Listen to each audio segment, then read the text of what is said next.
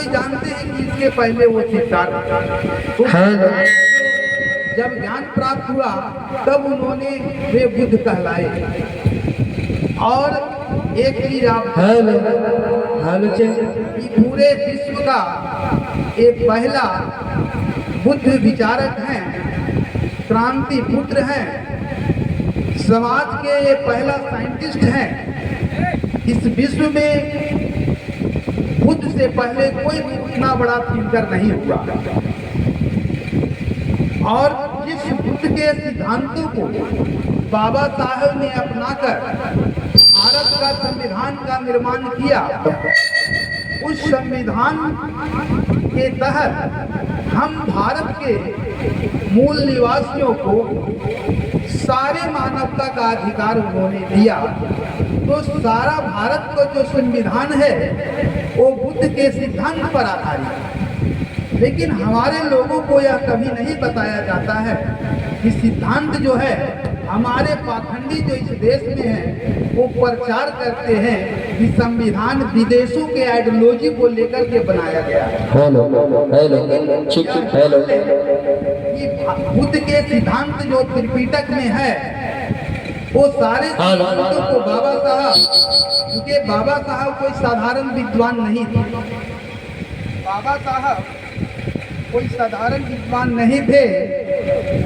और उन्होंने जो हमें संविधान इस देश को दिया, आपको आश्चर्य होगा कि भारत के धरती पर सामाजिक समानता, नैतिक समानता, शैक्षणिक समानता, आर्थिक समानता, भारत के धरती पर सम्राट काल के बाद से, गिरिदर्थ की हत्या के बाद से संपूर्ण भारत विषमतामय हो गया।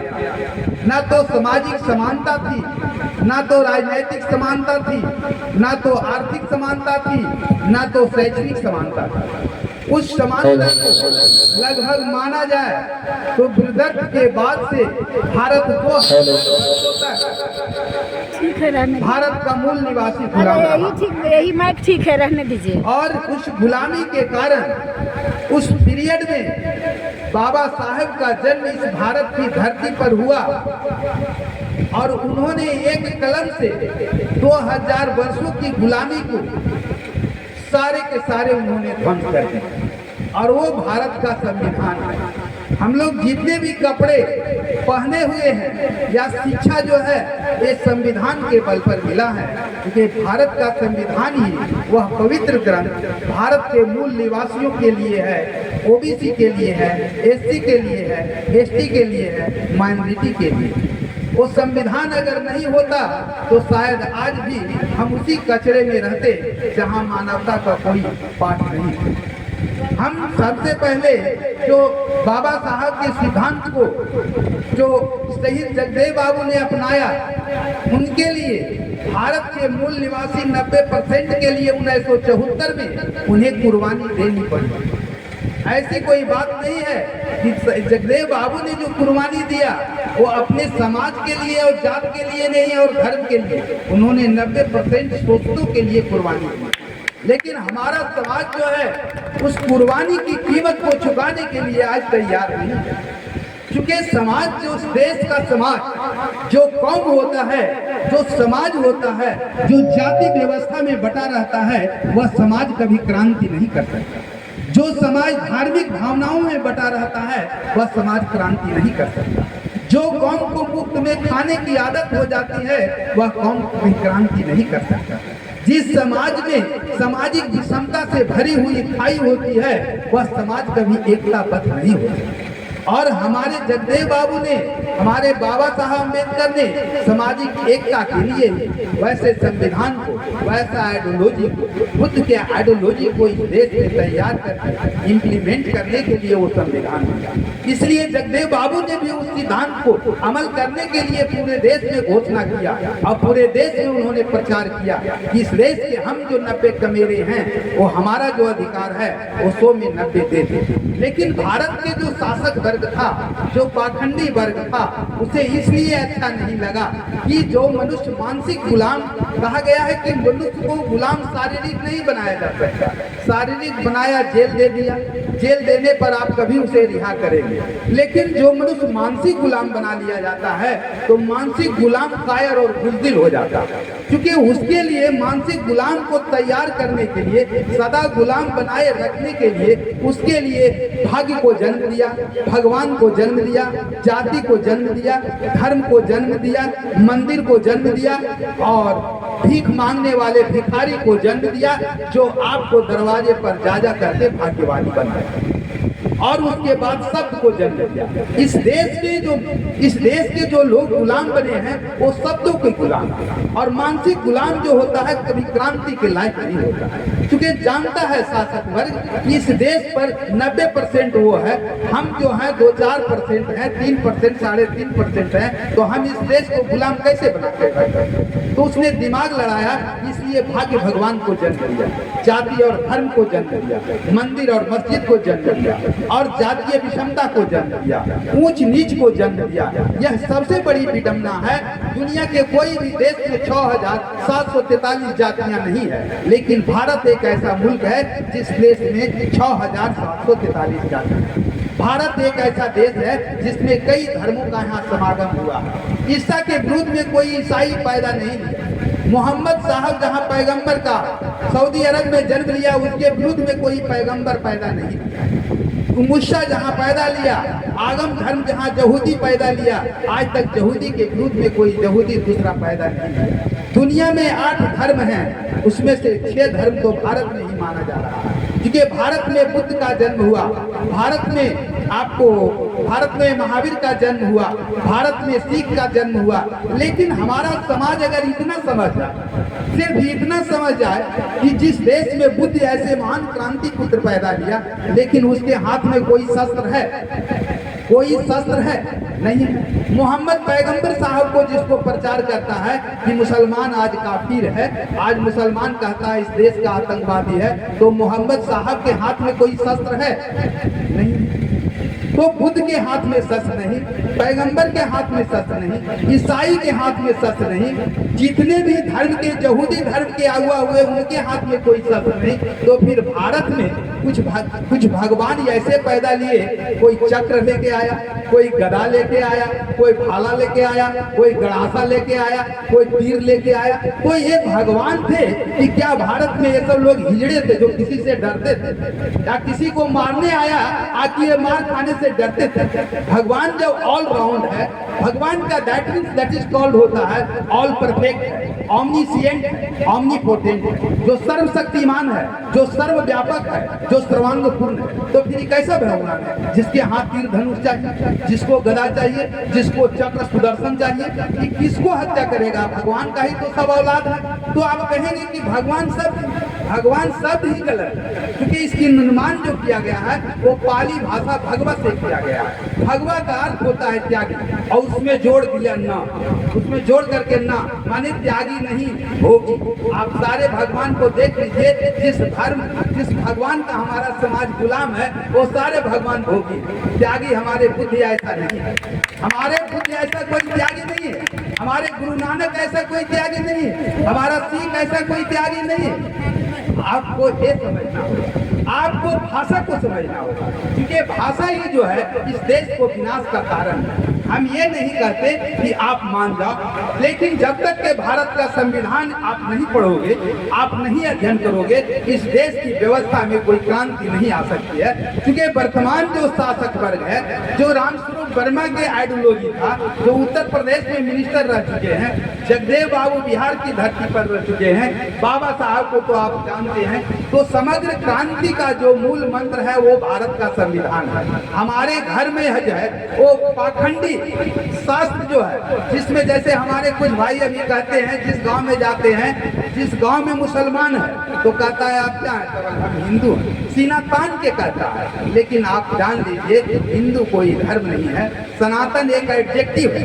हमारे लोग कहते हैं सनातन, अभी कुछ लोग भाई बोल रहे थे सनातन। सनातन जो है विशेषण है, और विशेषण नाउन कैसे हो सकता है? सनातन का अर्थ होता है निरंतर, निरंतर चलने वाला। तो क्या निरंतर चलने वाला? यहाँ पर कुछ लोग जरूर पढ़े लिखे विद्वान लोग हैं, सब लोग जानते हैं भारत के हिस्ट्री को नहीं, दुनिया के हिस्ट्री को 6 भाग में बांटा गया है। पाषाण युग, नवपाषाण युग, पूर्वपाषाण युग, एक पाषाण युग 3, एंशिएंट मेडाइवल मॉडर्न। तो 6 भाग में इतिहास के किस पन्ने में भारतीय भगवान की चर्चा है? 6 पाठ में हिस्ट्री के किस भाग में भगवान की चर्चा? किसी भाग में नहीं है। तो मानव सभ्यता जो डार्विन के विकास के सिद्धांत को मानता है, जो आज भारत का सरकार जो हमारी है वो डार्विन सिद्धांत को सिलेबस से हटा रहा है, ताकि भारत के लोग एक समय समझे कि भगवान का देन है जो हम लोग इस धरती पर आए। इसलिए डार्विन सिद्धांत को जो है आरएसएस की सरकार समाप्त कर रही है और कर दिया है, चैप्टर से हटा दिया है सिलेबस से। डार्विन सिद्धांत विकासवाद का सिद्धांत, दैट इज रॉन्ग, ये समझना होगा। और संविधान, आपको आश्चर्य होगा, भारत का संविधान का आर्टिकल 13, आप दिमाग में गौर कर लेंगे, संविधान का आर्टिकल 13 नहीं, बाबा साहब ने आर्टिकल 13 से ही भारत के जितने धर्म ग्रंथ था उसको निरस्त कर दिया। आर्टिकल 13 में ही कहा है कि भारत में जितने भी धर्म ग्रंथ हैं, गीता है, मनुस्मृति है, रामायण है, महाभारत है, वेद, सारे के सारे निरस्त। DGR जो है नॉट सुटेबल फॉर वुमेन, ये मानव सभ्यता के लिए उचित नहीं है, इसलिए संविधान के आर्टिकल 13 में ही समाप्त कर दिया। आप समझ, संविधान का आर्टिकल 14 में उन्हें भारत के जितने भी पद थे वो सारे पद को समाप्त कर दिया बाबा साहब। सोच लीजिए, संविधान को तैयार करने में 296 व्यक्ति पूरे इंडिया से आइडियोलॉजी लेकर के तैयार किया गया, और वो संविधान को 2 बरस 11 महीने 18 दिन में तैयार हुआ। 64 लाख रुपए खर्च किए उस संविधान को आज मानने के लिए। वो हरामखोर जो शासन सत्ता में आज बैठा है वो तैयार नहीं है, और सिंबल ला करके देश की व्यवस्था जो है राजदंड धर्म की ओर चलाने के लिए तैयार। तो क्यों? उसकी सोच है इस देश को हमने गुलाम बनाया है, तो मानसिक रूप से इसे गुलाम रखेंगे, और शासन सत्ता में हम जो है वो लिमिट वर्ग जो है हम बरकरार रखेंगे। इसलिए संविधान को जलाया। आपको आश्चर्य होगा, जिस समय संविधान इस देश में बनाया गया था उस समय भी उन्होंने जलाया, और जब संविधान 2018 में वो ईवीएम के बल पर बहुमत आया तो 2018 में भी भारत का संविधान को जलाया। संविधान जलाने का अर्थ होता है कि भारत के 90% आबादी के अधिकार को जला देना। लेकिन हमारे देश के लोग जो हैं, हमारे देश के वो नेता जो ईवीएम के बल पर जीत के जाते हैं, वो मानसिक रूप से क्या कहा जाए, मुझे शर्म में आता है कहने में, पता नहीं, जो आरक्षण से जीत गए। 131 सांसद एससी और एसटी के, बाकी जो है उसमें ओबीसी के दोनों को मिला दिया जाए तो 295 होते हैं। बताइए, 295 इस देश का मूल निवासी सांसद है, उसको क्या कहा? पिछड़ा कहा जाए, हिजड़ा कहा जाए, नपुंसक कहा जाए, दलाल कहा जाए, चमचा कहा जाए, भड़ुआ कहा जाए। जो पार्लियामेंट में कम से कम ये तो बोल सकता है कि हमारा संविधान को तुमने जला दिया। आज तक संविधान के पहले हमारे पास मानवता नहीं थी, कोई सोशल जस्टिस नहीं था, कोई फंडामेंटल राइट नहीं था। संविधान का आर्टिकल 15 और 16 जो है वो कोई नहीं जला सकता है, क्योंकि वो संविधान का मौलिक अधिकार है। फंडामेंटल राइट जो है आर्टिकल 15 को और आर्टिकल 16 को में फंडामेंटल राइट है, जिसे जलाने के लिए आरएसएस की सरकार को दम नहीं है। वो जलाने की औकात देख रहा है कि कब हम सिंगोल ला दिए हैं, कब हम इस देश की व्यवस्था को बदल दें, क्योंकि सारा निजीकरण हो रहा है, कॉलेजियम सिस्टम हो गया, लैटरल एंट्री हो गया, सारे चीज जो है, इसलिए सामंतवाद, पूंजीवाद डेवलप कर रहा है, ताकि इस देश के 90% लोग गुलाम हो। और इस देश के लोग, क्योंकि हिटलर ने अपने माइंड कैंप में लिखा था कि किसी देश को अगर गुलाम बनाना है तो उस देश की अर्थव्यवस्था को इतना निचोड़ दो, उस देश की अर्थव्यवस्था को इतना निचोड़ दो कि उस देश की जनता खा ले, माने अलुआ भात खा ले, उसी जिंदगी जीने का ही विकास बने। माने किसी ढंग से आप खा ले, वही आपके जिंदगी का विकास है। भारत की अर्थव्यवस्था वैसी है। भारत की अर्थव्यवस्था आपको समझना होगा कि भारत में 35% भारत के उद्योगपतियों का लॉकडाउन में उसकी संपत्ति का इजाफा हुआ। भारत 35 रुपये लीटर डीजल खरीदता है, 35 रुपये भारत लीटर डीजल खरीदता है और भारत में 100 रुपये 108 रुपये बेच रहा है और विदेश में वो 35 रुपये बेच रहा है। आपको समझना होगा भारत की अर्थव्यवस्था जो है चंद मुट्ठी भर दलालों के हाथ में बिका हुआ और भारत के लोग जो है मानसिक रूप से जो है कायर और बुज़दिल बना हुआ और भारत की व्यवस्था में जो है सबसे बड़ा दोषी इस देश में वो नहीं है जो शासक वर्ग है, बल्कि वो इस देश में दोषी है जो सामाजिक क्रांति नहीं करता है, जो समाज को जगाने का काम नहीं करता है। जो पढ़ा लिखा होना ये महानता नहीं है, जो पढ़ा लिखा हो करके भी अगर सामाजिक अवेयरनेस नहीं लाता है, देश की व्यवस्था में परिवर्तन की बात नहीं करता है, संविधान की बात नहीं करता है, वो समझिए इस देश का गद्दार है। क्योंकि संविधान हमें सब कुछ दिया। संविधान ने 340 में भारत के ओबीसी को अधिकार दिया। भारत के जो बैकवर्ड क्लास ओबीसी हैं, आपको ओबीसी का कहना पहले जो है 1928 के पहले ओबीसी शूद्र कहलाते थे। 1928 के पहले ओबीसी शूद्र कहलाते थे, लेकिन 1928 में बाबा साहब ने बम्बे में एक आयोग बैठक किया। उस अंग्रेज का नाम स्टुअर्ट था। स्टुअर्ट के निर्देशन में ये बैठक में उसने घोषणा किया कि जो सोशली एजुकेशनली बैकवर्ड है, पिछड़ा है, उसे ओबीसी कहा जाए। तो ओबीसी उनका नाम दिया गया और वह ओबीसी समाज आज जो भारत का है, वह ओबीसी समाज जिसे आरक्षण संविधान का 340 में दिया गया काट के, वो 340 26 वर्ष तक कचरे में डाल करके इस देश की सामंती सरकार ने रखा, लेकिन आज तक लागू नहीं किया गया। जब टाटा का लेकर खत्म कर दिया, जब मंडल आयोग आया, मंडल आयोग जो 91-92 में तैयार होकर लागू हुआ, तो 50% 52% जो उसका सेंसस है 1931 के आधार पर उसे देना चाहिए, लेकिन दिया 27%, यानी 27% में अभी आपका अधिकार कितना मिला है? 6.5%। एक डाटा बोलता है 7.5%। आप कहीं नहीं जाइए। भारत की व्यवस्था जो अर्थव्यवस्था है, हमारे लोग कहते हैं भाग्यवादी होते, आस्थावान होते। आस्था का शाब्दिक अर्थ होता है झूठा विश्वास करना। आप सोच लीजिए कि जब संविधान का जब मंडल आयोग लागू हुआ, तब पूरे भारत में 50 लाख ओबीसी की नौकरी मिली। 50 लाख ओबीसी की नौकरी मिली। उसके पहले आप 2.5% थे भारत में। अगर आपको 40 पॉइंट में मंडल आयोग दिया है, अगर 40 पॉइंट में 400 लागू हो जाता, तो आपकी स्थिति इस देश में क्या हो जाती? तो आपके अधिकार को समाप्त करने के लिए भाग्य और भगवान को जन्म दिया है, जाति और धर्म को जन्म दिया है, कांवरिया का जन्म दिया है। क्योंकि हमारी माँ बहन, हम पूछते हैं किसी भारत निवासी कहता है मेरा बेटा कहाँ गया? कल बेटा चलो कांवर ले जल ढाले। बेटी कहाँ गई है? तब बेटी तो शंकर बाबा पर जल ढाले रे मंदिर में बेलपत्तर चढ़े। यही मानसिक गुलामी का कारण है। जिस देश के लोग आस्थावान होते हैं, भाग्यवान होते हैं, पत्थरों से दुआ मांगते हैं, मिट्टी के मूर्त से दुआ मांगते हैं, वह कभी आदमी, वह समाज कभी क्रांति नहीं कर सकता। क्योंकि क्रांति जो होती है वो भाग्य और नसीब से नहीं होती। आपने रूस की क्रांति सुना होगा, अमेरिका की क्रांति सुना होगा, इंग्लैंड की क्रांति सुना होगा, फ्रांस की क्रांति सुना होगा, लेकिन भारत में आज तक क्रांति नहीं हुई। जबकि भारत में बद से बदतर स्थिति, आजादी के 75 साल के बाद भी अधिकार नहीं मिला। अधिकार नहीं मिलने का मुख्य कारण है, उसका दोषी जो है इस देश का वह समाज है जो मानसिक रूप से गुलाम बना हुआ। हमारे रामस्वरूप वर्मा जगदेव प्रसाद ने अपनी कुर्बानी किया। हमारे जो नरेश महतो जी का जो आज परिनिर्वाण दिवस है, मैं इनसे मिला था, ये भी उसी क्रांति के मुक्ता हुआ समाज। आपको पता होगा किसी व्यक्ति की जो पुण्यतिथि मनाई जाती है, या तो उनको याद जो किया जाता है, परिनिर्वाण जो होता है, तो उनके सिद्धांतों को, उनके आइडियोलॉजी को मानने वाले लोग मानते हैं। व्यक्ति मर जाता है, व्यक्ति इस दुनिया से चला जाता है, लेकिन उनकी विचारधारा नहीं जाती।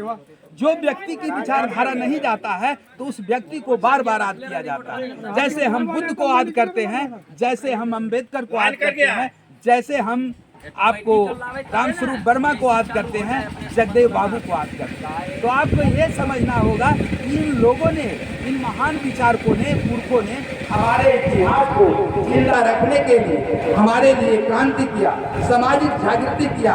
इसलिए हम इनको याद करते हैं, इनके मार्ग पर चलने के लिए हम कोशिश करते हैं। मनुष्य तब मनुष्य कहलाता है जब अपनी सामाजिक महापुरुषों भारत में ऐसी बात नहीं है कि भारत में नारियों को शिक्षा का अधिकार बीच में जो संविधान में मिला, सबसे ज्यादा नारी को अधिकार बाबा साहब संविधान में दिए। तो आप पूछेंगे कि उसके पहले क्या भारत में नारियों की शिक्षा थी कि नहीं थी? शायद कि अधिकतर जगह पढ़ाया जाता है कि भारत में नारी गुलाम थी। हाँ, बीच में वो गुलाम रही। अशोक सम्राट काल के पीरियड में, जो चंद्रगुप्त मौर्य वंश के पीरियड में भारत में मां सांडली, गार्गी, मैत्री, लोकमुद्रा जैसी वित्तीय नारी भारत में हुई, जो बौद्धिस्ट थी। और उन्होंने भारत की जन्मभूमि और कर्मभूमि पर अपना विचारधारा दिया और दुनिया को, इतिहास को उजागर किया। ऐसी बात नहीं। वो बुद्धवाद को, दुनिया के इतिहास में भारत एक ऐसा देश है जिस देश में दो विचारधारा की लड़ाई रही है। एक बुद्धवाद की रही है, एक ब्राह्मणवाद की। ये धर्म, जिस धर्म के हम लोग गुलाम हैं, वो ब्राह्मण है।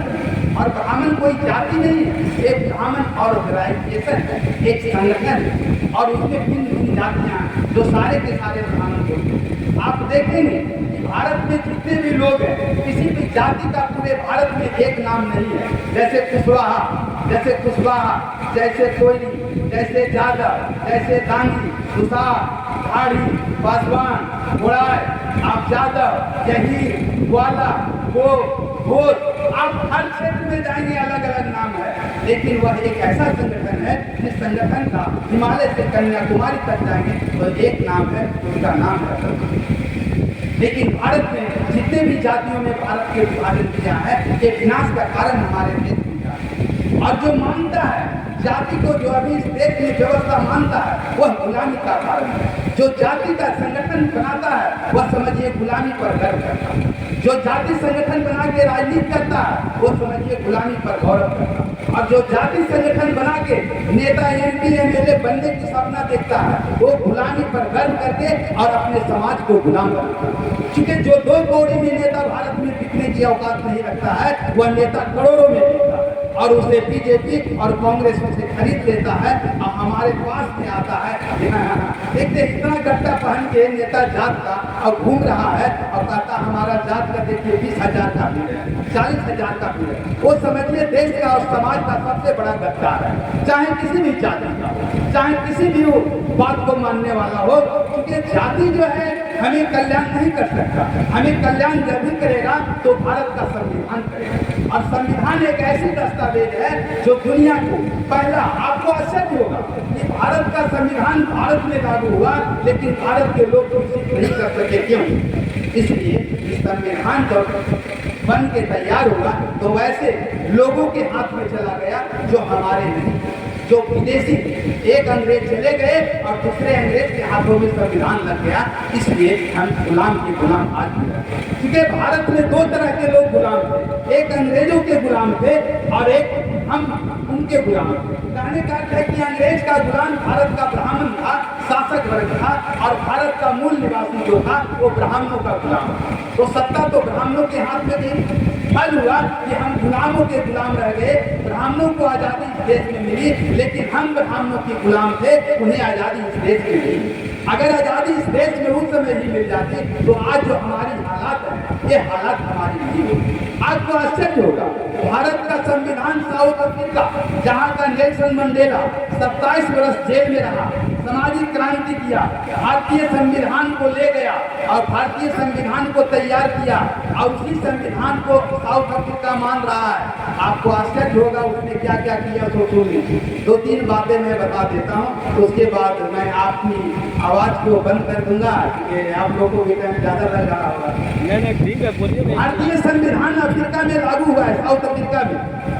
वहाँ कोई भी प्राइवेट डॉक्टर नहीं, कोई भी प्राइवेट दवाखाना नहीं है। सरकारी डॉक्टर, सरकारी दवाखाना, सरकारी बच्चों का इलाज, सरकारी व्यवस्था, सरकारी वेतन, पहला। दूसरा, शिक्षा, कोई भी प्राइवेट स्कूल साउथ अफ्रीका में नहीं है। सभी का सरकारी स्कूल, सरकारी शिक्षा, सभी बच्चों को पढ़ाना अनिवार्य है। एक भी private school, college, university south Africa में नहीं। तो किसी की बाप की जागीर साउथ अफ्रीका में धरती नहीं है। सारे धरती को उसने सेंट्रलाइज कर दिया है और धरती पर खेती करना है, आप कीजिए, सरकार को टैक्स दीजिए, अपना जितना कमाना है कमाइए, खाइए। ये व्यवस्था भारतीय संविधान ले जाकर उस देश में साउथ अफ्रीका में किया। नेल्सन मंडेला को भारत का रत्न घोषित किया गया। डॉक्टर पीएचडी की डिलेट की डिग्री उन्हें मिला और उस देश में भारत का संविधान से आज उजागर है। और भारत के संविधान पर रहते हुए भारत के लोग जो है वो घंटी बजा रहे हैं, कभी थाली बजाते हैं, कभी थाले बजाते हैं, कभी कहता है कि आपने मोदी का सुना होगा, क्या लाए हो, क्या खो दिया, क्या पाए हो, गीता का सार पढ़ाता। अरे हराम खोर, तुम गीता के सार पढ़ाते हो तो तुम 12 लाख का सूट पहन के क्यों टहलते हो? तुमको भी तो चाहिए था हमारे जैसे सिंपल पैंट शर्ट पहनना। 2 लाख के घड़ी क्यों लगाते? तुम क्यों लगाते? हमारे देश की जनता की गाढ़ी कमाई तुम खाते हो, अपने बहनों, अपने साले, अपने बाप दादे को। 35% भारत की 76% संपत्ति जो है वो 176 व्यक्ति के हाथों में सुपुर्द कर दिया। हम आप कोई धनी नहीं है, 2-4 तल्ला वाला धनी भारत में नहीं है। भारत की संपत्ति जो है वो चंद हाथों में बेच दिया है। अब भारत की सारी व्यवस्था वो बेच रहा है ताकि भारत के लोग कंगाल रहे। अब भारत के लोग आलू भात, घोर भात, देखते अरबा चावल दे रहा है। एक दिन मोदी ने कहा था अपने स्टेटमेंट में कि मैं 80 करोड़ जनता को खिला रहा हूँ। आप गौर कीजिएगा, आपको 5 किलो चावल देता है। 5 किलो का अर्थ है 20-25 100 रुपया महीना देता है। क्या 5 किलो चावल में आपका जिंदगी गुजर जाएगा? उसमें भी अरवा चावल देता है और आपको फ्री देकर के वो गुलाम बनाता है कि जो व्यक्ति फ्री खा लेता है वह कायर हो जाता है, वह क्रांति के लायक नहीं हो जाता है, वो सड़क पर खड़ा नहीं हो सकता है, वो अधिकार के लिए लड़ नहीं सकता है, वो किसी चीज का विरोध नहीं कर सकता है, वो संवैधानिक क्रांति नहीं कर सकता। इसलिए वो पूरी चावल खिला रहा है। आपको लग रहा है कि ना हो, कम से कम 5 किलो तो दे रहे हैं। अरे आपका अरबों का वोट, आपको पता होगा मध्य प्रदेश में 28 विधायक को खरीदा था। एक विधायक का उसने 35 करोड़ रुपया दिया था। एक विधायक को 35 करोड़। क्या आपके वोट खरीदने आता है तो क्या 1 करोड़ देता है?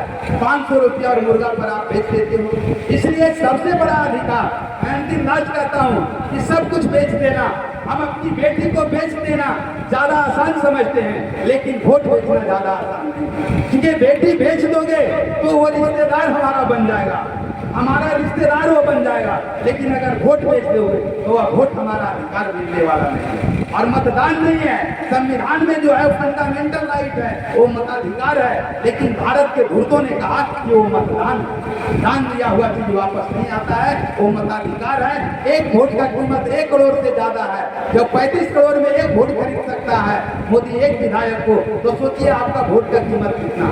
इसलिए हम अंत में कहते हैं कि अगर आप वर्मा जी का आइडियोलॉजी को मानते हो, अगर आप नरेश मेहता जी के आइडियोलॉजी को मानते हो, अगर जगदेव बाबू के आइडियोलॉजी को मानते हो, तो संविधान में जो आपको अधिकार मिला है वो वोट कभी मत दीजिए। अगर वोट बेच दोगे तो समझो कि आने वाला पीढ़ी तुम्हारा गुलाम हो जाएगा। और अभी जो वर्तमान में गुलामी हम झेल रहे हैं, और अधिकार के लिए अगर जीना है तो लड़ना सीखो। कहा गया है कि मरना है तो मरो। संसद जाने के लिए आपसे अंतिम में विदा देते हुए कहता हूँ कि मरना है तो मरो संसद जाने के लिए। क्योंकि संसद जाओगे, लोकसभा जाओगे, राज्यसभा जाओगे, विधानसभा जाओगे, तो आप अपने अधिकार की लड़ाई वहाँ देकर इस्तेमाल करोगे। अगर आपको ये समझ में आ जाता कि अगर संसद में अधिकार नहीं है तो आदित्यनाथ जोगी वो मंदिर छोड़ के वो विधानसभा नहीं। इतना तो दिमाग लड़ाओ भारत के मूल्यवान कि अगर मंदिर में भगवान होता तो आदित्यनाथ जोगी उतना गधा तो नहीं था जो उत्तर प्रदेश की विधानसभा में जाता। ये समझ जाओ, इतना भी समझ जाओगे। अगर मंदिर में भगवान होता, जो हमारे लोग अभी पत्थर पर पानी ढालने जा रहे हैं, इतना गधा दिमाग है, इतना दिमाग है। हमारे देश को किसने नहीं समझाया? घासीदास ने समझाया, संत तुकाराम ने समझाया, चोखामन ने समझाया, एस रविदास ने समझाया, गुरु घासीदास ने समझाया, गुरु रविदास ने समझाया, सारे लोग समझा के चले गए। आपको वर्तमान में एक रामस्वरूप वर्मा ने समझाया, आपको शहीद जयदेव प्रसाद ने समझाया, फिर भी पानी का नाव पर लेके एक चुल्लू ढालने के लिए जाए। अगर पैदल चलने से इस देश में धर्म होता है तो काहे नहीं राजनीति से पैदल चल जाओ और धर्म हो जाएगा। धर्म का एगो फैक्ट्री खोल लेना, धर्म नहीं ये धंधा है। अगर नाई का बाल काटना धंधा है, अगर नाई का बाल काटना धंधा है, अगर जूते सीने वाला रविदास का ये धंधा है, तो ब्राह्मणों का ये धंधा है, ये कोई धर्म नहीं है। और जिसका हमारा समाज गुलाम, क्योंकि ब्राह्मण जो है, ब्राह्मण धर्म है, हिंदू कोई धर्म नहीं है, हिंदू कोई जाति नहीं है, हिंदू कोई राष्ट्र नहीं है। आज जो आपको बता रहा है कि हिंदू राष्ट्र बनाएंगे, आपको आश्चर्य होगा, हिंदू कोई राष्ट्र नहीं बनाएगा। भारत के नोट कर लीजिए, भारत के 90% ब्यूरोक्रेसी पर, न्यायपालिका पर वो कब्जा कर चुका है। इसलिए वो ऐसे बेवकूफ बना रहा है हमारे लोगों को और कहता है हिंदू राष्ट्र बनाएंगे। इससे दो अर्थ निकलता है, या तो भारत को टुकड़ा होगा, भारत को टुकड़ा करेगा कि हिंदू राष्ट्र बना करके फिर मुसलमान को एक देश बनाएगा, एक अर्थ है। दूसरा अर्थ है कि 90% पर वो कब्जा कर लिया है। न्यायपालिका पर 90% है, न्यायपालिका 100 कहिए, ब्यूरोक्रेसी में 90% है, पार्लियामेंट पर 90% है, मीडिया पर 90% है। आपको अटॉर्नी जनरल कोई नहीं है, आपका कहीं कोई नहीं है। आप इस दिमाग से निकाल दीजिए ईडीओ वीडियो सीओ से कुछ देश की ब्यूरोक्रेसी में IAS IPS जो है, आपको लेटरल एंट्री कॉलेजियम ला करके सारे चीज को समाप्त कर दिया, सारे चीज को समाप्त कर दिया। अब आपके जो बच्चे पढ़ रहे हैं, जो रोज देखते हैं नवादा में क्राउडिंग होता है, सारे शहर में क्राउडिंग, ट्यूशन कोचिंग क्या है, ग्रुप डी है, क्या है, कोई नहीं सुनते हैं कि बैंक और IAS की तैयारी करता है। हमने कितने बच्चे को पूछा क्या करते हो, तो सर तैयारी कर रहे हैं। क्या किया तो BA पास। सोच लीजिए भारत की इतनी दुर्दशा है कि BA पास करके लड़का है ग्रुप डी की तैयारी कर रहा है। इंजीनियरिंग जो किए हुए बच्चा है वो नाम नहीं लाज से लेता है कि मैं इंजीनियरिंग किए हुए। इतनी दुर्दशा भारत की है। एक दुर्दशा को आप समझिए, और दुर्दशा को समझते हुए ये महापुरुषों को जो जीवनी को है वो संविधान के माध्यम से पढ़िए, और संविधान के माध्यम से पढ़ के आइडियोलॉजी को मान करके समाज को जगाइए। क्योंकि मरा हुआ समाज जो होता है वो क्रांति के लायक नहीं होता। मैं अंत में यही एक मैं थोड़ा सा और कह दूं, क्यों मरते हो यारो सनम बेवफा के लिए कुछ नवयुवक बैठे हुए हैं, इसलिए मैं कहता हूँ कि क्यों मरते हो यारो सनम बेवफा के लिए, 2 गज जमी भी नहीं मिलेगी तेरे बदन, 2 गज जमी भी नहीं मिलेगी तेरे बदन के लिए। मरना है तो मरो संसद जाने के लिए, लोकसभा राज्यसभा जाने के लिए मैं कहता हूँ कि मरना है तो मरो संसद जाने के लिए, ताकि हसीना भी दुपट्टा उतार देगी तेरे कफन। जय भीम, जय भारत, जय मूल निवासी। अब मैं ज़्यादा समय आपको नहीं देता हूँ।